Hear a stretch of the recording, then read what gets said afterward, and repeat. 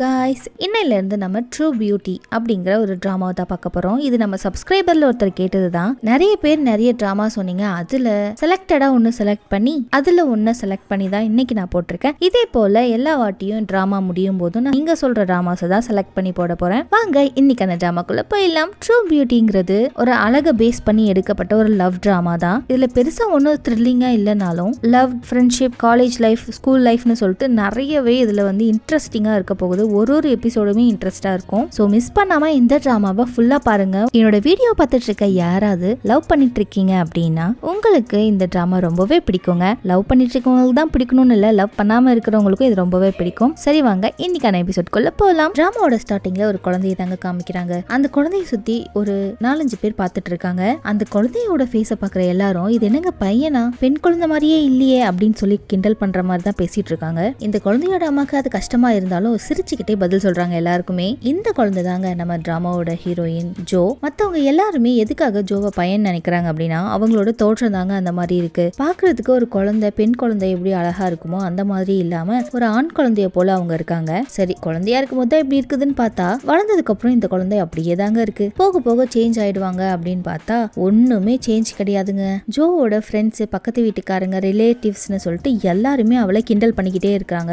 எப்படி கிண்டல் பண்றாங்கன்னா, உன் பொண்ணுக்கு நீ கண்டிப்பா பிளாஸ்டிக் சர்ஜரி பண்ணி தான் ஆகணும், இந்த மாதிரி எல்லாம் சொல்லி கிண்டல் பண்ணிட்டே இருக்காங்க. ஆனா மத்தவங்க எல்லாருமே அவளை கிண்டல் பண்ணாலுமே அவளோட அம்மா தான் அங்க பயங்கரமான சப்போர்ட். இவங்க பேசுறதெல்லாம் நீ வந்து பெருசா எடுத்துக்காத, நீ நல்லா படிச்சு கிராஜுவேட் ஆயிட்டனா யாருமே உன்னை பத்தி எதுவுமே பேச மாட்டாங்க, இந்த மாதிரி எல்லாம் அவங்க அம்மா அவங்களுக்கு சப்போர்ட் பண்ணிட்டே இருக்காங்க. சரி ஓகே, நம்ம இந்த மாதிரி இருக்கிறது தான் பிரச்சனை, நம்ம எல்லாருக்கும் பிடிச்ச மாதிரி நடந்துக்கலாம் அப்படின்னு சொல்லிட்டு இந்த பொண்ணு என்ன பண்ணுதுன்னா, கார்ட்டூன்ல வர ஒரு ஃபேரி பொம்மை மாதிரி காஸ்டியூம், மேக்கப் எல்லாம் போட்டுக்கிட்டு போனா வச்சு எல்லாருமே இவங்கள பார்த்து ரசிக்குவாங்கன்னு நினைச்சு போனா எல்லாருமே பயங்கரமா கிண்டல் பண்ணி போறாங்க. ஆக்சுவலி கிண்டல் பண்ற மாதிரி தான் அந்த பொண்ணு ரெடி ஆயிட்டு போயிருக்கு. நீ ஒண்ணு பாக்குறதுக்கு ஃபேரி மாதிரிலாம் ஒன்னும் கிடையாது, இப்போ நீ கேவலமா தான் இருக்க, இந்த மாதிரிலாம் கிண்டல் பண்ணி அனுப்பி வச்சிடறாங்க. இதனால சோகமா இருக்கிற அந்த பொண்ணு அப்போல இருந்து இந்த ஃபேரி டெய்ல்ஸ், கார்ட்டூன்ஸ்ன்னு சொல்லிட்டு குழந்தைங்க பாக்குற எதுவுமே அவளுக்கு இப்ப பிடிக்கிறது கிடையாது. ஒரு நார்மலான பொண்ணுக்கு என்னெல்லாம் பிடிக்குமோ அதெல்லாம் அவங்களுக்கு பிடிக்காம ஹாரரான ஒரு பொம்மை, ஹாரரான ஸ்டோரிஸ் படிக்கிறது, இந்த மாதிரியான ஒரு பழக்கத்தை அவ மத்தவங்களுக்காக ஏற்படுத்திக்கிட்டா. அதுக்கப்புறம் ரொம்ப வருஷம் கழிச்சின்னு போடுறாங்க. ஜோ ஹைஸ்கூல்ல படிச்சுட்டு இருக்கும்போது இப்பயாவது அவங்க மாறி இருப்பாங்கன்னு பார்த்தா இப்பயும் அவங்க மாறலங்க, அதே போலதான் இருக்காங்க. மத்த கேர்ள்ஸ் மாதிரி இவங்க இல்லவே இல்லை சுத்தமா. பக்கத்துல இருக்கிற பொண்ணுங்க கிட்ட எல்லாம் ஜோ ஃப்ரெண்ட்லியா பேசலான்னு பார்த்தா அவங்க யாருமே இவளை கண்டுக்க கூட மாட்டேங்கிறாங்க. இது பத்தாதுன்னு சொல்லிட்டு கிளாஸ்லயே அடாவடியான கேங்ஸ்ன்னு சொல்லி சிலதுங்கெல்லாம் சுத்திக்கிட்டு இருக்கோங்கல்ல, அதுல ஒரு கேங்ல ஒரு பொண்ணு இருக்காங்க. அந்த பொண்ணோட பேரு செமிங்க. உருப்படாத கேங்னு சொல்லிட்டு நிறையவே இருக்கும் ஸ்கூல்ஸ்ல. அதுல ஒரு கேங் தான் நம்ம ஜோவை பயங்கரமா இரிட்டேட் பண்ணிட்டே இருப்பாங்க. அந்த கேங்ல இருக்கிற ஒரு பொண்ணு லீடரா இருக்கும். அந்த பொண்ணோட பேரு செமி. செமிக்கு ஜோவை சுத்தமா பிடிக்கவே பிடிக்காதுங்க. எப்படா சான்ஸ் கிடைக்கும் இந்த பிளே ஏறி மிதிக்கலாம் அப்படிங்கறதுலே குறியா இருப்பாங்க. ஜோவை மிரட்டி கிரட்டி எனக்கு ஸ்நாக்ஸ் எல்லாம் வாங்கிட்டு வா, அதுவும் இல்லாம என் டீமுக்கும் வாங்கிட்டு வா அப்படின்னு சொல்லி அந்த பிளே திட்டி மிரட்டி அனுப்பிச்சு விடுப்பாங்க. எல்லா ஸ்நாக்ஸும் வாங்கிட்டு அவ கிளாஸ்க்கு போயிட்டு இருக்கும்போது கேன்டீன்ல இருக்கிற ஒரு பையன் அவளை பார்த்து பேசுவான். ரொம்ப நாளா இந்த கேன்டீன்ல இருக்க பையன் மேல நம்ம ஜோவுக்கு ஒரே கண்ணுங்க. ரெண்டு பேரும் எதர்ச்சியா மீட் பண்ணும்போது நம்ம ஜோ கிட்ட அந்த பையன் ரொம்பவே ஃப்ரெண்ட்லியா பேசுறான். ஸ்நாக்ஸ் வாங்கிட்டு வரேன்னு போனவ என்னடா இன்னுமே காணுமேன்ட்டு அந்த செமிங்கிற பொண்ணு அவளோட கிளாஸ்ல இருந்து எட்டி பார்த்துட்டு இருக்கா. அப்பதான் அவங்க அந்த விஷயத்த நோட் பண்றாங்க. நம்ம ஜோவும் கேன்டீன்ல ஒர்க் பண்ற அந்த பையனும் பேசிட்டு இருக்காங்க அப்படின்னு சொல்லி. அதுவும் இல்லாம இவங்க ரெண்டு பேரும் ரொம்ப ஃப்ரெண்ட்லியா வேற பேசிட்டு இருக்காங்க. சரின்ட்டு ஜோவை ஃபாலோ பண்ணி எல்லாருமே கேன்டீனுக்கும் வந்து சேர்றாங்க. அந்த பையன் நம்ம ஜோ கிட்ட வலியுறது செமிக்கு சுத்தமா பிடிக்கவே இல்லை. கிளாஸ் முடிஞ்சு வீட்டுக்கு போற ஜோ நாளைக்கு எப்படியாவது நம்ம மனசுல இருக்கிறத அந்த கேன்டீன்ல இருக்க பையன் கிட்ட சொல்லிடணும் அப்படிங்கிறதுக்காக நிறைய விஷயங்களை பண்றாங்க. ஹார்ட் ஷேப்ல குக்கீஸ், அவனை ப்ரப்போஸ் பண்ற மாதிரி கிரீட்டிங் கார்ட்ஸ், இந்த மாதிரி எல்லாத்தையும் பேக் பண்ணி வச்சுட்டு நெக்ஸ்ட் டே மார்னிங் ஸ்கூலுக்கு கிளம்பி போறாங்க. அப்போ இவங்க பஸ்ஸுக்காக வெயிட் பண்ணிட்டு இருக்கும்போது அவங்க போன்ல டெக்ஸ்ட் பண்ணிட்டு இருக்காங்க. யார் கூட டெக்ஸ்ட் பண்றாங்கன்னா, இப்போ சோஷியல் மீடியாஸ்ல யாருன்னே தெரியாதவங்க எல்லாம் ஒரு குரூப் ஃபார்ம் பண்ணி டெக்ஸ்ட் பண்ணி பேசிப்பாங்க. அந்த குரூப்ல இவங்க பண்ண போற விஷயத்தையெல்லாம் டைப் பண்ணி சென்ட் பண்ணிட்டு இருக்காங்க. இன்னைக்கு நான் என்னோட கிரஷ் கிட்ட என்னோட லவ்வ சொல்ல போறேன். நம்ம ஜோவோட பஸ்ஸும் வந்தாச்சு, அவங்களும் அதுல ஏறி போயிட்டு இருக்காங்க. அதே பஸ்ல தான் செமியும் அவங்க மத்த ஃப்ரெண்ட்ஸும் வந்துட்டு இருக்காங்க. அவங்கள பார்த்ததுமே அந்த பஸ்ஸே பயந்து போய் எல்லாரும் அவங்களுக்கு வழி விடுறாங்க. ஆனா பஸ்ல இருக்கிற எல்லாரும் ஜோவுக்கு கொஞ்சம் கூட இடம் விடாம அவளை ஒரு பொருட்டாவே மதிக்காம அப்படி இப்படின்னு தள்ளி விட்டுட்டு இருக்காங்க. ஒரு வழியா கிளாஸ்க்கு போனதுக்கு அப்புறம் நம்ம ஜோ கிளாஸ்ல இல்லாத சமயம்னு பார்த்து ஜோ பேக்ல இருக்கிற எல்லா திங்ஸையும் எடுத்து பாத்துடுறாங்க இந்த செமி. கேன்டீன்ல இருக்கிற பையனை ப்ரப்போஸ் பண்றதுக்காக இவளும் ஏதோ எழுதி கொண்டு வந்திருக்கால, அதையெல்லாம் படிச்சு பார்த்து எல்லாரும் கிண்டல் பண்ணிட்டு இருக்காங்க. இதனால வேணும்னே கேன்டீன்ல இருக்கிற அந்த பையன் கிட்ட போயிட்டு நம்ம செமி என்ன பண்றாங்கன்னா, நம்ம ரெண்டு பேரும் வெளியே போலாமா, நீ ஃப்ரீயா இருந்தா இன்னைக்கு ஈவினிங் நம்ம அவுட்டிங் போலாமா அப்படின்னு சொல்லி செமி அவனை கரெக்ட் பண்ணிட்டு இருக்கா. இவ்வளவு அழகான பொண்ணு வந்து கேட்கும்போது எந்த பையன் தாங்க வேணான்னு சொல்லுவான். அதனால அந்த கேண்டீன்ல இருக்கிற பையனும் யோசிக்காம ஓகேன்னு சொல்லிடுறான். இப்போ வீட்டுல இருக்கிற ஜோவோட அம்மாவை தாங்க காமிக்கிறாங்க. அவங்க ஒரு பியூட்டி பார்லர் நடத்திட்டு இருக்காங்க. அவங்க அப்பாவை ஊரை சுத்தி நிறைய கடன் வாங்கி வச்சிருக்காரு. அந்த கடனை கேட்டு வாங்குறதுக்காக நிறைய பேர் அவங்க வீட்டுக்கு வந்துட்டு இருக்காங்க. இப்போ ஸ்கூல்ல இருக்கிற நம்ம ஜோவை தாங்க காமிக்கிறாங்க. ஜோ கேண்டீன்ல இருக்கிற பையன் கிட்ட ப்ரப்போஸ் பண்றதுக்காக அந்த கிரீட்டிங் கார்டை எடுத்து கொடுக்குறாங்க. அதை பாக்குற அந்த பையனும் செமி பேச்சையெல்லாம் கேட்டுக்கிட்டு, இங்க பாரு நீ தனியா இருக்கியே, யாரும் கூட பேச மாட்டேங்கிறாங்க அப்படிங்கிறதுக்காக தான் நான் கூட ஃப்ரெண்ட்லியா பேசினேன். அதுக்காக லவ் பண்றேன்னு இந்த மாதிரி கார்டெல்லாம் தூக்கிட்டு வந்துருவேன்னு நான் நினைச்சு கூட பார்க்கல. அவளோட மனசு கஷ்டப்படுற மாதிரி உன் கண்ணாடியில போயிட்டு முதல்ல முகத்தை பாரு, அதுக்கப்புறம் நீ இந்த மாதிரி ப்ரப்போஸ் பண்ணலாமா வேணாமான்னு உனக்கே தோணும் அப்படின்னு சொல்லி அவளை ரொம்ப மனசு கஷ்டப்படுற மாதிரி பேசி விட்டுறாங்க. ஜோவும் ரொம்ப பயங்கரமா ஃபீல் பண்றாங்க. இங்க நடக்கிற விஷயம் எல்லாத்தையுமே செமியும் அவளோட ஃப்ரெண்ட்ஸும் தூரமா இருந்து போட்டோஸ் வீடியோஸ்னு சொல்லி எடுத்து விட்டுறாங்க. அதுக்கப்புறம் நம்ம ஜோ வந்து பயங்கரமா அழுக ஆரம்பிச்சுறாங்க. நீங்க ஏன் என்ன மட்டும் எப்ப பாரு இந்த மாதிரி பண்ணிட்டே இருக்கீங்க, இந்த மாதிரி அவங்க கேட்கும்போது அவங்க எல்லாரும் நீ பாக்குறதுக்கு நல்லாவே இல்ல, பயங்கரமா இருக்கு அந்த மாதிரி எல்லாம் சொல்லி திட்டி அமுச்சு விட்டுறாங்க. போற வழியில நம்ம ஜோக்கு பயங்கரமான பிரச்சனைங்க. என்னன்னா செமி ரெக்கார்ட் பண்ணிருப்பால இவ அவமானப்பட்ட வீடியோ, அவளோட லவர் கிட்ட ப்ரப்போஸ் பண்ணப்ப ரிஜெக்ட் பண்ண வீடியோ. சோ அந்த வீடியோவை சோசியல் மீடியால போட்டு இப்போ அது ரொம்ப வைரலா போயிட்டு இருக்கு. இப்படி அந்த வீடியோ வைரல் ஆகவும் கீழே கமெண்ட்ஸ்ல பயங்கரமான கேவலமான கமெண்ட்ஸ் எல்லாம் வந்துட்டே இருக்குங்க. அதெல்லாம் பார்த்து ரொம்பவே அப்செட் ஆன நம்ம ஜோ லேட் ஆகியும் வீட்டுக்கு போகாம இதுக்கு மேல நம்ம இருந்து என்ன பண்ண போறோம் அப்படின்னு சொல்லிட்டு ஒரு பில்டிங் மேல இருந்து குதிக்கலாம்னு சொல்லிட்டு போறாங்க. அப்போ அவ குதிக்கலாம்னு சொல்லி போகும்போது எதிர்த்தப்புல ஒரு ஃபேமஸான ஒரு பையனோட போட்டோவை போட்டு போஸ்ட் போட்டிருக்காங்க. அவன் 18 வயசு தான் ஆகுது, ரொம்ப அழகான ஒரு பையன், அந்த பையன் ஆனா சீக்கிரத்துல இறந்து போயிட்டான் அப்படின்னு சொல்ற மாதிரி போட்டிருக்காங்க. இதை பாக்குற நம்ம ஜோக்கு அவ்வளவு அழகான பையனையே சீக்கிரமா விதி தூக்கிட்டு போயிடுச்சு, ஆனா நம்ம இருக்கோம் அப்படின்னா நம்மளுக்கு ஏதோ ஒரு ரீசன் இருக்கு அப்படி இப்படின்னு சொல்லிட்டு இவங்க மனசை இவங்களே திட்டிக்கிட்டு கீழே இறங்கலான்னு சொல்லி போகும்போது பின்னாடியில இருந்து ஒரு பையன் வந்து நம்ம ஜோவோட கையை பிடிச்சு கீழே இழுத்து காப்பாத்தி விட்டுறாங்க. ஆக்சுவலி ஆல்ரெடி அவங்க மனம் திருந்தி கீழே இறங்கலான்னு தான் பார்த்தாங்க. இவன் தான் இந்த பொண்ணை காப்பாத்தின மாதிரி ரொம்ப திருப்தியா ஃபீல் பண்ணி அவளை இழுத்து கீழே தள்ளி விட்டுறான். இந்த பையனோட பேரு சூஹோ. நல்ல வேலை நீ ஏதாவது பண்ணிக்கிறதுக்குள்ள நான் உன்னை காப்பாத்திட்டேன் அப்படின்டா இது அப்படின்னு சொல்லிட்டு நம்ம ஜோக்கு ஒண்ணுமே புரியல. அதே மாதிரி இப்ப அவங்க கீழே விழுந்ததுல அவங்களோட கண்ணாடி எங்கேயோ மிஸ் ஆயிடுச்சுங்க. கண்ணாடி இல்லைன்னா சுத்தமா ஜோக்கு கண்ணே தெரியாது. அதனால நம்மளை காப்பாத்தினது யாருன்னு சொல்லிட்டு அவளால பார்க்கவே முடியல. யாரோ ஒரு பையன் காப்பாத்திருக்கான், ஏதோ ஒரு கோட் போட்டிருக்கான் அப்படிங்கிறது மட்டும் தாங்க அவளுக்கு தெரியுது. நம்ம ஜோக்கு இப்ப கண்ணு தெரியல அப்படிங்கறத சரியா புரிஞ்சுக்காம சோஹோ அவங்களுக்கு அட்வைஸ் பண்ணிட்டு இருக்கான். உன்னால இந்த மாதிரி முடிவுலாம் எப்படி எடுக்க முடியுது, எந்த ஒரு பிரச்சனையா இருந்தாலும் இந்த மாதிரி ஒரு முடிவுக்கு மட்டும் வராத, நான் உன்னை சரியான டைமுக்கு வந்து காப்பாத்திருக்கேன், இல்லைன்னா என்ன இருக்கும் அப்படி இப்படின்னு அவன் பாட்டுக்கு பேச ஆரம்பிச்சிட்டான். அவன் பேசிட்டே இருக்கவும் இந்த பக்கம் பார்த்தா குருட்டு ஜோ என்ன பண்றாங்கன்னா கண்ணாடியை தேடிக்கிட்டு இருக்காங்க. கடைசி வரைக்கும் அந்த கண்ணாடியை கண்டே பிடிக்க முடியலங்க. அதனால இவங்க என்ன பண்றாங்கன்னா லிஃப்ட் வேற ஒர்க் பண்ணாதனால படிக்கட்டுல தான் நடந்து போயிட்டு இருக்காங்க. தட்டு தடுமாறி நடந்து போய்கிட்டே இருக்கும்போது தெரியாதனமா கீழே விழுந்துடுறாங்க. இப்பதாங்க அந்த பையனுக்கு புரியுது இவளுக்கு கண்ணாடி இல்லாதனால கண்ணு தெரியல அப்படின்னு சொல்லிட்டு. அதுக்கப்புறம் கீழே வரைக்கும் அவளை முதுகுல தூக்கிட்டு இவன் தாங்க நடந்து வந்துட்டு இருக்கான். நம்ம ஜோவை சேஃபா டாக்ஸில விட்டுட்டு இவன் நடந்து போகும்போது நம்ம ஜோ ஒரு விஷயத்த இந்த சோஹோவை பார்த்து சொல்றாங்க. நீ எனக்கு அட்வைஸ் பண்ணதெல்லாம் பார்த்தா உன்னோட லைஃப்லயும் நீ இந்த மாதிரி விஷயங்களை ஃபேஸ் பண்ணிருக்கியோன்னு தோணுது. அப்படி யாராவது உனக்கு க்ளோஸ் ஆனவங்க இறந்து போயிருந்தாங்க அப்படின்னா அவங்களுக்காக நீ ஃபீல் பண்ணாத.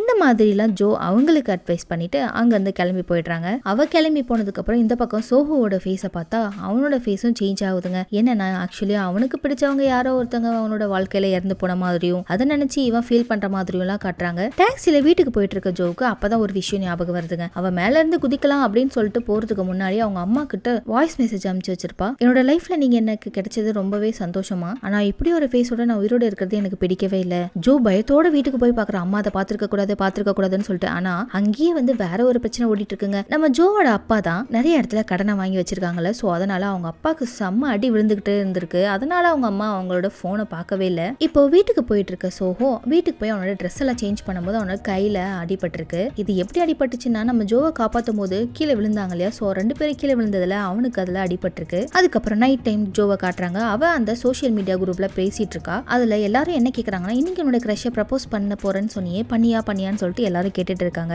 அதுக்கு நம்ம ஜோவை என்ன பதில் சொல்றாங்கன்னா எல்லாருக்கும் எப்படி என்னோட ஃபேஸ் பிடிக்காதோ அதே போலதான் அவனும் நடந்துக்கிட்டான், அவனுக்கும் என்ன சுத்தமா பிடிக்கவே இல்லை, என்ன ரிஜெக்ட் பண்ணிட்டான் அப்படின்னு சொல்லும்போது தான் அந்த குரூப்ல இருந்து நிறைய மெசேஜஸ் எல்லாம் வருது. சரின்னு அவங்க ஃப்ரெண்ட்ஸ் சொல்ற ட்ரிக்ஸ் எல்லாம் யூஸ் பண்ணி மேக்கப் எல்லாம் போடுறாங்க. அவங்க சொன்னபடி மேக்கப் பண்ணி போனா அவங்களோட ஃபேஸ் இப்படிதாங்க இருந்துச்சு. இந்த லுக்ல நம்ம ஜோவை பார்த்ததும் இதுக்கு முன்னாடி அவளை கிண்டல் பண்ணாம இருந்தவங்க எல்லாருமே இப்போ ஹோல் ஸ்கூலே வந்து அவளை கிண்டல் பண்ற மாதிரி இருக்குன்னா பாத்துக்கோங்க. இதனால கடுப்பான ஜோ வீட்டுக்கே போயிடுறாங்க. நடந்த விஷயங்களை அவங்க அம்மா கிட்ட சொல்லி புலம்பி அழலான்னு சொல்லி போறாங்க. இவங்க இருட்டுல போறதுனால அவங்க அம்மா பார்த்து பயந்து போய் அவங்க அம்மாவுக்கே திகிலாகி பயந்து போயிடுறாங்க. அம்மா எனக்கு ஸ்கூல் போகவே போகவே பிடிக்கலமா, எனக்கு அங்க இருக்கவே பிடிக்கல, என்ன வேற ஸ்கூல் மாத்திடுங்க அப்படி இப்படின்னு அவங்க அம்மா கிட்ட கெஞ்சிக்கிட்டு இருக்காங்க. அதுக்கு அவங்க அம்மா என்ன சொல்றாங்கன்னா, நீ சொன்னாலும் சொல்லலைனாலும் நம்ம இந்த ஊரை விட்டே போக போறோம், இந்த ஸ்கூலை விட்டே போக போறோம், நம்ம நிறைய பேருக்கு பணம் தர வேண்டியிருக்கு, சோ கொஞ்ச நாளைக்கு நம்ம தலைமறைவா இருந்ததாகணும், அதனால நம்ம இந்த வீட்டை விட்டுட்டு நம்ம சொந்த ஊருக்கு போய் நம்மளோட சொந்த வீட்டுல தான் இருக்க போறோம், அந்த சிட்டில இருக்கிற ஸ்கூல்லயே நீ ஜாயின் பண்ணிக்கலாம். இதை கேட்கிற நம்ம ஜோக்கு அவ்வளவு சந்தோஷமா இருக்குன்னா பாத்துக்கோங்க. வீட்டுல எவ்வளவு பெரிய பிரச்சனை போய்கிட்டு இருக்குங்க, கடன் பிரச்சனையால ஊரை விட்டே ஓடி போயிட்டு இருக்காங்க. ஆனா நம்ம ஜோக்கு இப்போ இவங்க ஸ்கூலை விட்டு மாறுறதுதான் பெரிய சந்தோஷமா இருக்குங்க. அதுக்கப்புறம் ரூமுக்கு போய் அவளோட மேக்கப்பை பார்த்தா, நம்ம கரெக்டா தானே மேக்கப் பண்ணிருக்கோம், ஏன் எல்லாரும் என்ன பார்த்து சிரிச்சாங்க, அப்படியே அவங்க போட்டோ எடுத்து சோஷியல் மீடியா குரூப் இருக்குல்ல அதுலயும் போஸ்ட் பண்ணி, இங்க பாருங்க நீங்க சொன்ன மாதிரி தான் மேக்கப் பண்ண, ஆனா எல்லாருமே என்ன கிண்டல் பண்ணாங்க அப்படின்னு சொல்லவும் நிறைய பேர்கிட்ட இருந்து அவங்களுக்கு கமெண்ட்ஸ் வந்துகிட்டே இருக்கு. இங்க பாருங்க நீங்க என்னெல்லாம் தப்பு பண்ணிருக்கீங்க உங்களுக்கு நீங்க பண்ண மேக்கப்ல அப்படின்னு சொல்லிட்டு ஒருத்தரும் ஒன்னொன்னு சொல்லும் போதும்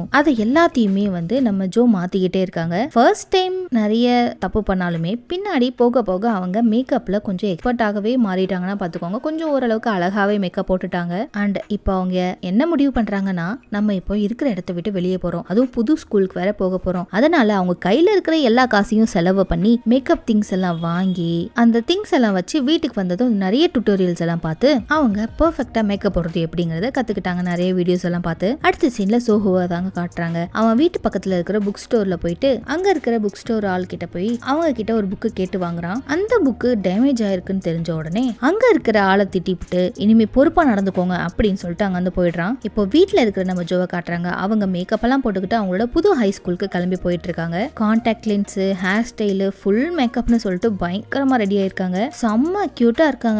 அவங்க வெளியில வந்ததும் அவங்க ஃபேமிலியே பார்த்துட்டு யார் இந்த பொண்ணு, ஜோவை அடையாளமே தெரியாத மாதிரி பார்த்துட்டு இருக்காங்க. வேற ஏதோ ஒரு பொண்ணு நம்ம வீட்டுக்குள்ள இருந்து வர மாதிரி ஷாக்கா பார்த்துட்டு இருக்காங்க. அதுலயும் ரொம்ப முக்கியம் அவங்களோட தம்பி தான். ரொம்ப நேரத்துக்கு அப்புறம் அவங்களோட புது ஸ்கூலுக்கு நம்ம ஜோ என்டர் ஆகும்போது எல்லாரும் இவங்களை பார்த்துட்டே இருக்காங்க. அப்படின்னா நம்ம மேக்கப் ஒர்க் அவுட் ஆயிடுச்சு போல அப்படின்னு சொல்லிட்டு உள்ளுக்குள்ளார நம்ம ஜோக்கு பயங்கர சந்தோஷங்க.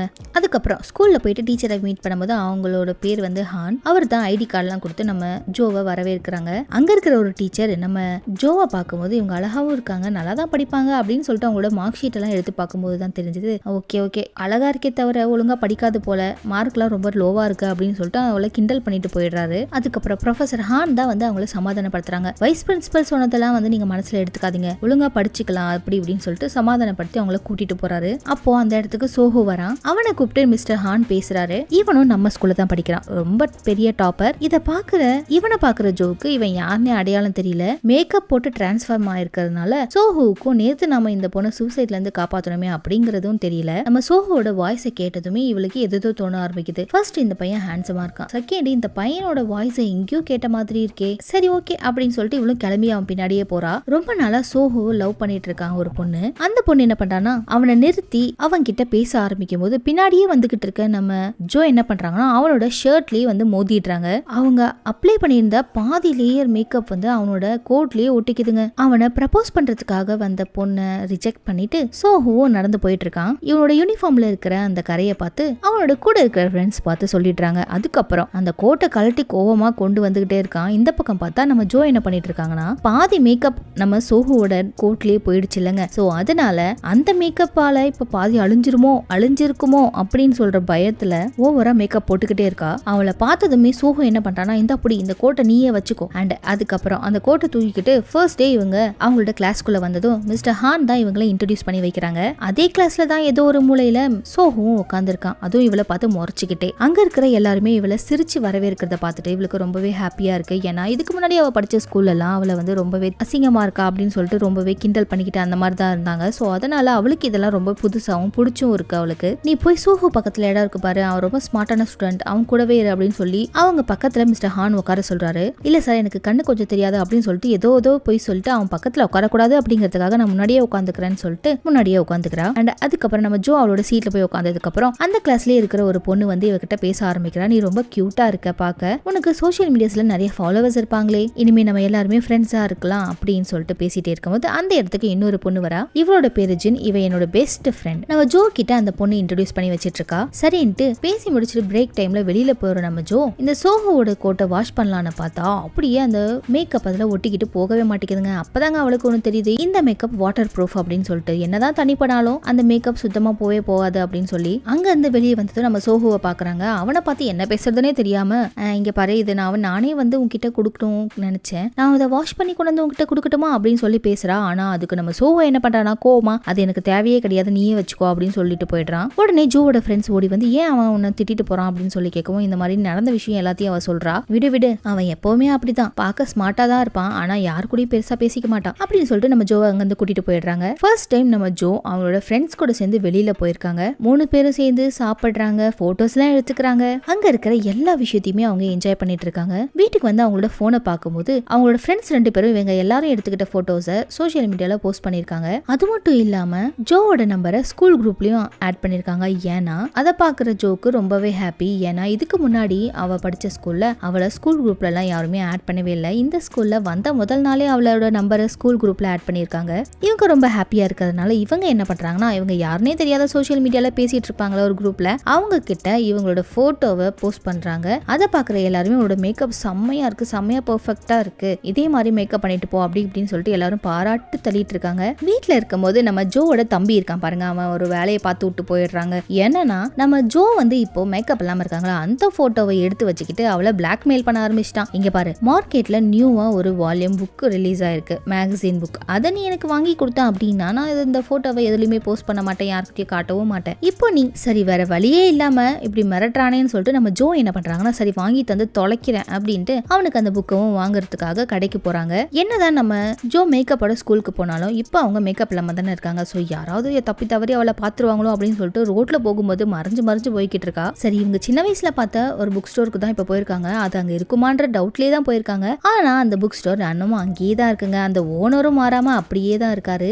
நான் யாருன்னு உங்களுக்கு தெரியுதா? சின்ன பொண்ணா இருக்கும் போது இந்த இடத்துக்கு நான் அடிக்கடி வருவேனே. இப்படி அவங்களோட ஃபேமிலியை பத்தி அடையாளங்கள் எல்லாமே கரெக்டா சொல்லவும் தான் அந்த புக் ஸ்டோர்ல இருக்கிற ஓனருக்கு எல்லாமே தெரியுது. அந்த கடைக்காரருக்கும் ஞாபகம் வந்ததுங்க, நம்ம ஜோ அடிக்கடி கடைக்கு வந்து ஹாரர் காமிக் புக்ஸ் எல்லாம் வாங்குவாங்க அப்படின்னு சொல்லிட்டு அவருக்கும் ஞாபகம் வந்துருது. சரின்ட்டு அவர்கிட்ட பேசி முடிச்சுட்டு அவங்களோட தம்பி சொன்ன புக்கை எடுக்கிறதுக்காக அவங்களும் போறாங்க. ஒரு வழியா அதை கண்டுபிடிச்சிட்டு எடுக்கலான்னு போனா பின்னாடில இருந்து வேற யாரோ ஒருத்தர் அதே புக்கை எடுக்கிறதுக்காக வந்திருக்காங்க. யார் அதை எடுக்க ட்ரை பண்றாங்கன்னு தெரியாமையே அந்த ஆள் கிட்ட பிரச்சனை பண்ணிட்டு இருக்காங்க. இந்த இடத்துக்கு நான் தான் ஃபர்ஸ்ட் வந்தேன், இந்த புக்கு எனக்கு தான் சொந்தம், அவங்க கிட்ட இருந்து எப்படியாவது அந்த புக்கை புடுங்கணும்னு சொல்லிட்டு ட்ரை பண்ணிட்டு இருக்கும் போது நம்ம ஜோ என்ன பண்றாங்கன்னா, ஸ்லிப் ஆகி அவன் மேலேயே விழுந்துடுறாங்க.